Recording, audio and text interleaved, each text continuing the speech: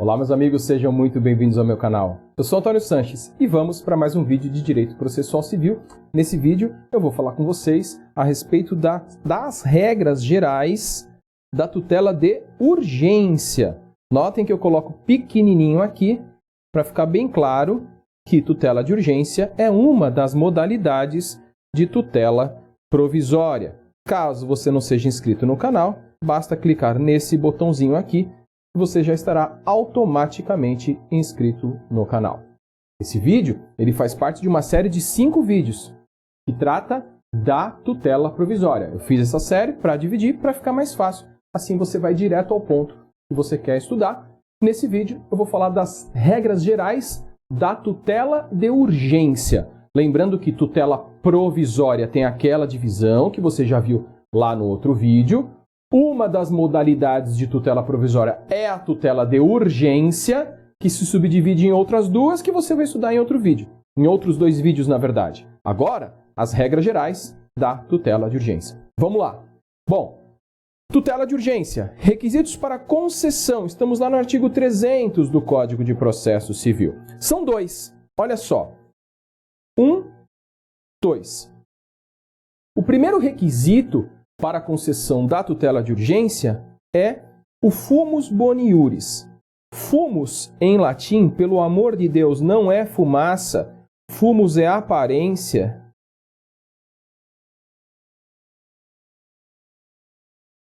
Ok? Aparência do bom direito, que, nas palavras do CPC, probabilidade do direito. É o primeiro requisito. Precisa ficar demonstrado. O juiz precisa se convencer que aquilo cuja proteção se pede é algo que muito provavelmente o autor vai ganhar quando da discussão do processo principal. Ok? Quando da discussão do direito principal. O primeiro requisito, probabilidade do direito. Fumus boni iuris, aparência de sucesso, aparência de que o autor tem razão. Ou o réu também, porque a tutela provisória pode ser concedida para qualquer das partes, não somente para o autor. Claro que a antecedente sempre é para o autor, porque é ele que está pedindo, mas a incidental pode ser em favor do réu também. Então, fumus boni iuris e periculum in mora. Essa expressão significa perigo na demora. Que para o Código de Processo Civil se subdivide em A, perigo de dano, ou B, risco ao resultado útil do processo. Perigo de dano para aquilo que se está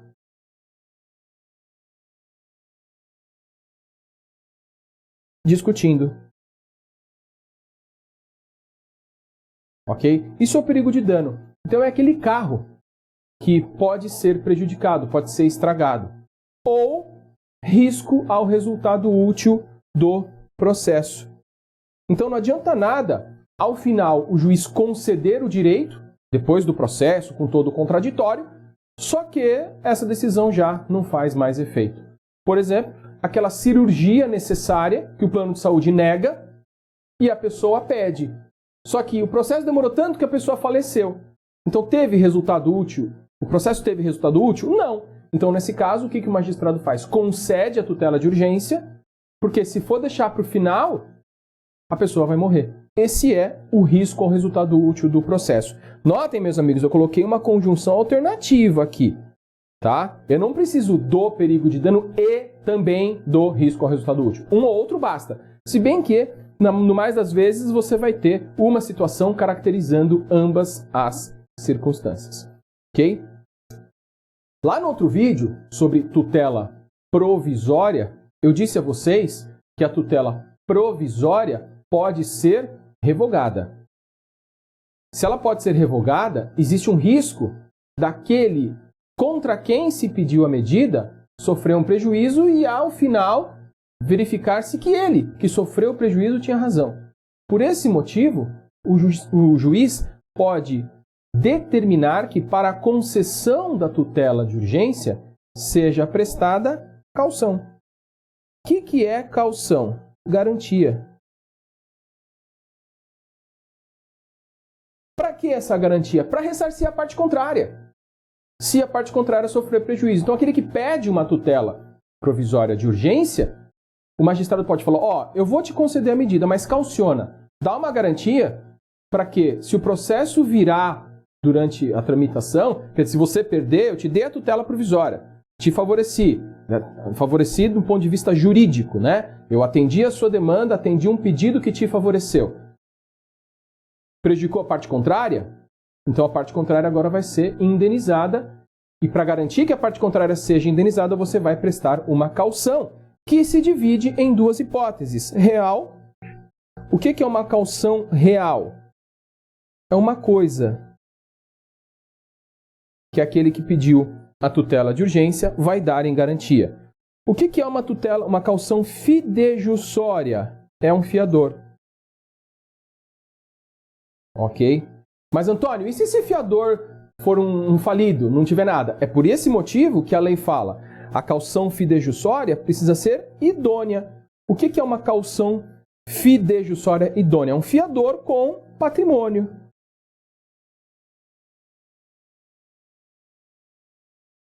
É um fiador com patrimônio. Então, quem vai avaliar se esse fiador é ou não é idôneo do ponto de vista patrimonial, tá? Se ele tem patrimônio para fazer frente a uma eventual indenização? O magistrado.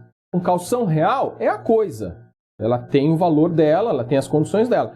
A caução fidejussória, o magistrado vai avaliar se este fiador tem lastro patrimonial, tá? A idoneidade aqui não tem nada a ver com bom comportamento ou qualquer coisa que o valha, tá? Então, qualquer uma das modalidades de caução. Continuando, pode ser que você tenha aí uma situação de hipossuficiência. Deixa eu voltar aqui. Uma situação de hipossuficiência. Quem é o hipossuficiente? O pobre. Ok? Pobre é aquele que não tem condições de arcar com os aspectos financeiros do processo. Mas, se o requerente de uma tutela de urgência demonstrou fumus boniuris, quer dizer, probabilidade de sucesso na sua demanda, e perigo, não é porque ele é pobre, não é porque ele não tem como dar caução, que a justiça não vai proteger a pretensão dele. Por esse motivo, em se tratando de hipossuficiente, pode haver a dispensa da caução. Ok? Mas notem, a caução, a garantia, não é uma coisa automaticamente requerida. É uma coisa que o magistrado pode determinar ou não. Se ele determinar e verificando-se a hipossuficiência, o magistrado pode também dispensar. Ok? Mas requisitos que devem ser comprovados no início, fumus boniuris e periculum in mora. Não precisa prestar caução de maneira automática. Não precisa prestar caução ao fazer o pedido. Caução só se o magistrado determinar. Ok? Continuando, a concessão dessa medida pode se dar de maneira liminar ou após justificação. O que é? Qual é a diferença? Né? Liminar significa de pronto. Imediatamente.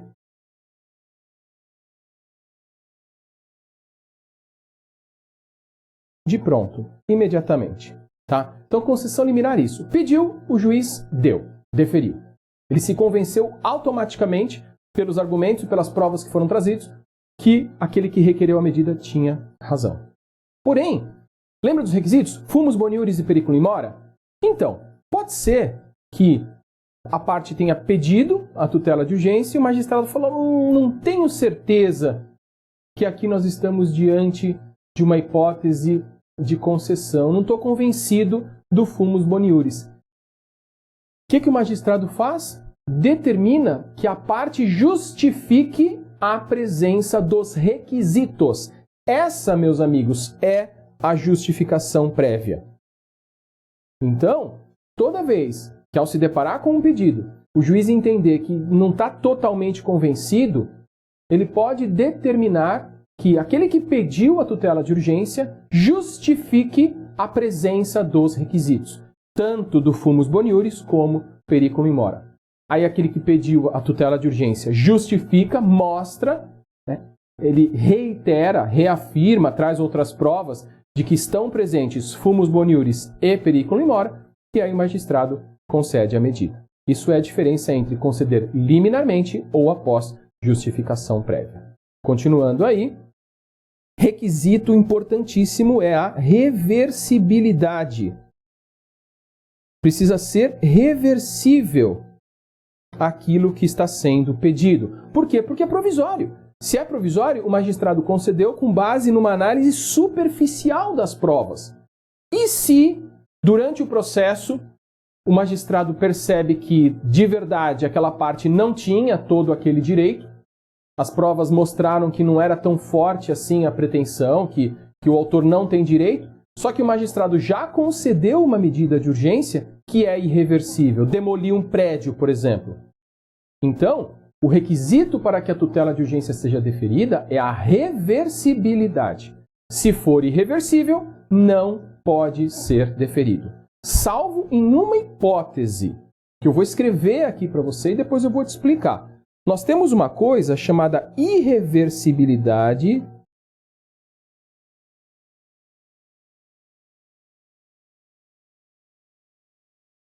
recíproca.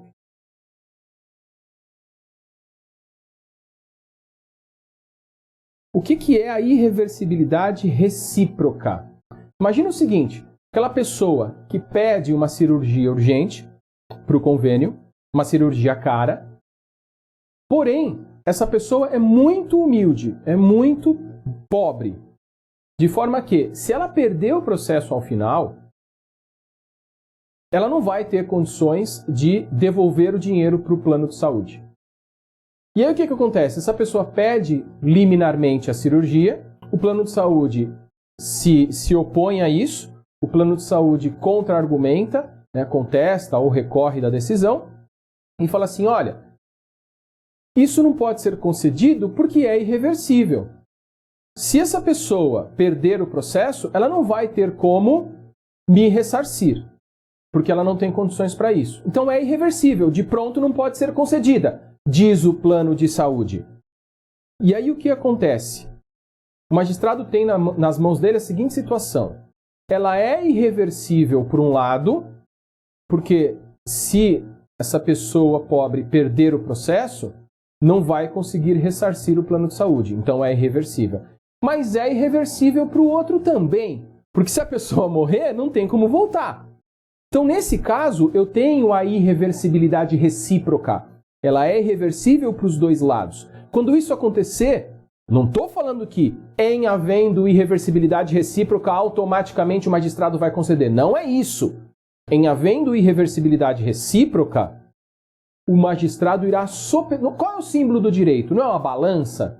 Então, em havendo irreversibilidade recíproca, o magistrado vai colocar na balança os dois interesses jurídicos em discussão. Nesse exemplo que eu estou dando, quais são os dois interesses jurídicos em conflito irreversível para ambos os lados?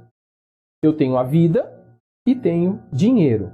Por óbvio, então, a vida é mais importante, de maneira que, neste caso, mesmo em havendo irreversibilidade, como ela é recíproca e como o interesse jurídico pleiteado pelo autor da ação é mais importante do que pela parte contrária, vida versus direito, o magistrado vai conceder a medida, ok? Então, a reversibilidade é um requisito. Se for irreversível, não deve ser deferida a medida de urgência, porque ela é dada com uma análise superficial das provas. Porém, em havendo irreversibilidade recíproca, será sopesado o interesse discutido, de uma parte e da outra, dando-se prevalência àquele interesse jurídico, aquele valor jurídico mais importante para a sociedade. Ok? Vamos continuar. Agora eu tenho aí, no artigo 301, um rol de medidas cautelares. Você não precisa decorar esse rol ou entender o que é uma delas, o que é cada uma delas. Por outros motivos que não vem ao caso aqui, discutir para o concurso de escrevente. Vamos pensar naquilo que é importante para você passar na prova e para você conquistar o seu cargo público. Apenas lembre, memorize as medidas e o mais importante, este rol, ele é exemplificativo.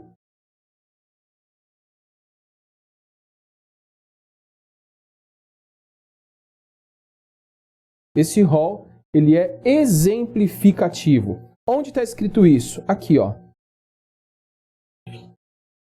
Então, são medidas cautelares: o arresto, o sequestro, o arrolamento, o registro de protesto contra alienação e qualquer outra medida. O que significa dizer, além dessas medidas que são previstas pelo artigo 301, qualquer outra medida necessária para proteger o direito, o magistrado pode conceder.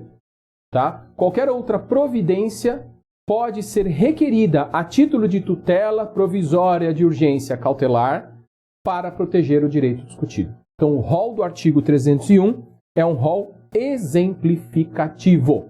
Tudo bem? Vamos lá para outra coisa interessante também. A responsabilidade do requerente.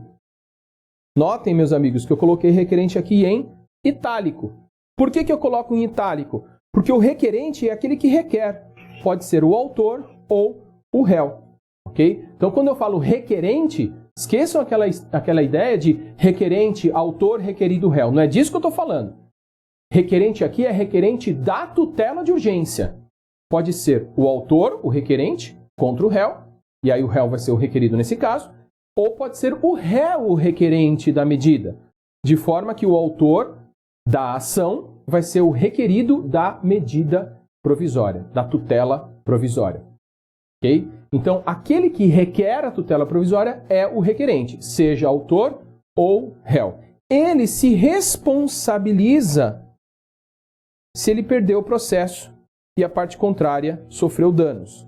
Ok? Então, eu estou processando você, por exemplo, eu peço contra você uma tutela de urgência, o juiz defere, o juiz concede, e aí você, por força dessa tutela de urgência, você sofre um prejuízo. Perde alguma coisa. Então, era um táxi, por exemplo, o taxista teve contra si uma tutela de urgência que tirou o carro dele. Se ao final esse taxista perdeu o processo, tudo bem, o autor tinha razão. Mas se o taxista venceu o processo e ficou um tempo sem o táxi, por força da tutela de urgência concedida à parte contrária, essa parte contrária vai indenizar. E trata-se, meus amigos, de responsabilidade objetiva, tá? Responsabilidade objetiva, ou seja, independe da comprovação de culpa em sentido amplo. Tem um vídeo aqui no canal sobre responsabilidade civil objetiva e subjetiva. Dá uma olhadinha lá que eu explico em mais detalhes o que é responsabilidade subjetiva versus objetiva e aí você vai entender. Mas por hora, lembra, aqui, para fins de tutela provisória, a responsabilidade daquele que pediu a medida é objetiva. Ele responde independentemente de elemento subjetivo, independentemente de dolo ou culpa lato sensu, pelos danos causados à parte contrária. E vamos imaginar que isso aconteceu. Vamos imaginar que alguém pediu a medida contra alguém, foi deferida, o processo inverteu e a indenização é devida para a parte contrária. Para aquele que teve contra si a tutela de urgência. Nesse caso, então, o que vai acontecer? Bom, aquele que tomou prejuízo tem que ser indenizado? Tudo bem, mas quanto é esse prejuízo? Vamos apurar. Vamos juntar provas, juntar elementos, para que saibamos qual é o valor do prejuízo sofrido pela parte contrária. Esse microprocessinho, esse expedientezinho para saber qual o tamanho do prejuízo se chama liquidação.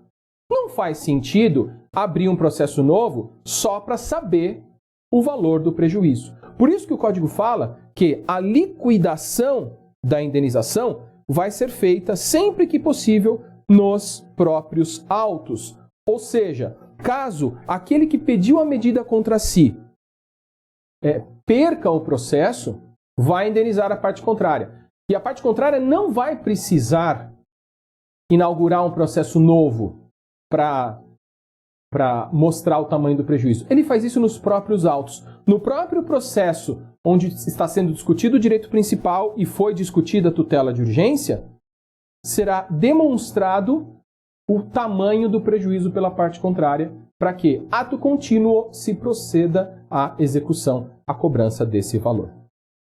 E quando que isso pode acontecer? Quando que o requerente da tutela de urgência vai indenizar a parte contrária? O código fala para a gente. Vamos dar uma olhada lá. Quando que acontece a responsabilidade do requerente? Quando ele perdeu o processo. Quando a sentença for desfavorável. Então, quando houver a improcedência,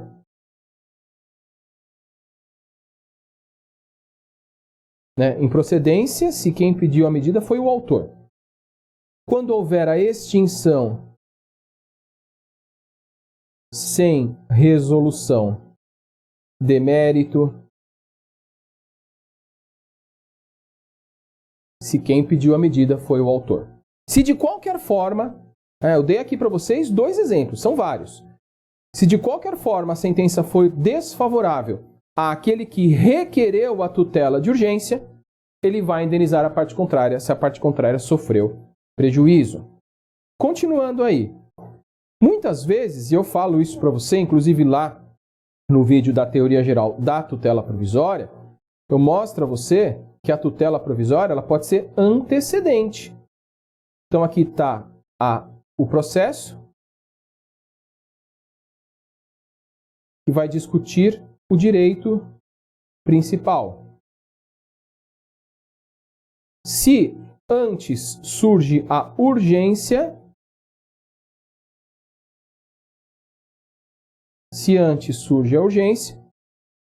é pedido uma tutela antecedente. Aí, aqui o juiz defere a medida e muitas vezes o réu nem foi citado. Então, diz o código que haverá responsabilidade do requerente se ele não providenciar a citação em 5 dias. Aí você fala, nossa, Antônio, mas eu pensei que fosse o oficial de justiça que fizesse a citação. Ou citação pelo correio. Aliás, eu estou estudando isso para o concurso aqui de escrevente. Pois é, não providenciar a citação significa não providenciar os requisitos necessários para a citação. Significa o seguinte, eu entrei com um processo contra você, pedi uma tutela de urgência, o juiz me deu, para, por exemplo, bloquear uma conta bancária, bloquear um carro, qualquer coisa que o valha, só que eu tenho que agora seguir com o processo principal. Eu preciso que você seja citada, que você seja citado, primeira comunicação processual, para que você possa exercer o seu direito de defesa. E eu fico enrolando, eu não forneço o seu endereço, não recolho as custas para fazer a citação, isso é pago, isso não é grátis. Então, se aquele que requereu a medida ficar enrolando e não fornecer os meios para a citação, se ele demorar mais de 5 dias para fornecer os meios para a citação, a tutela dada vai perder o efeito e ele vai indenizar a parte contrária que eventualmente tenha sofrido prejuízo. Se a medida perder os seus efeitos, então foi concedida, lembra que eu falei para vocês? Foi concedida porque havia requisitos, porém durante o processo os requisitos se mostraram superficiais demais, deixaram de existir, o magistrado revogou a tutela concedida. Nesse caso, então, se revogou, se perdeu eficácia a tutela que foi deferida, pode ser indenizada a parte contrária pelos prejuízos que sofreu. E por fim, eu tenho aí decadência ou prescrição, o que de certa maneira repete aqui a sentença desfavorável ao autor. Então, decadência ou prescrição são hipóteses de perda do direito, no caso da decadência, e perda da pretensão, no caso da prescrição. Essas duas hipóteses impedem que o autor tenha sucesso. Ele vai perder o processo, porque ele demorou para entrar com a ação. Então, no caso da decadência ou da prescrição, se houver efetivamente a caracterização de uma dessas medidas e a parte contrária sofreu prejuízo por força da tutela deferida, essa medida perde efeito e a parte contrária será indenizada. Vimos então a teoria geral da tutela de urgência. um dos 5 vídeos que tratam da tutela provisória aqui no canal. Um grande abraço, bons estudos, compartilhe esse vídeo e até a próxima.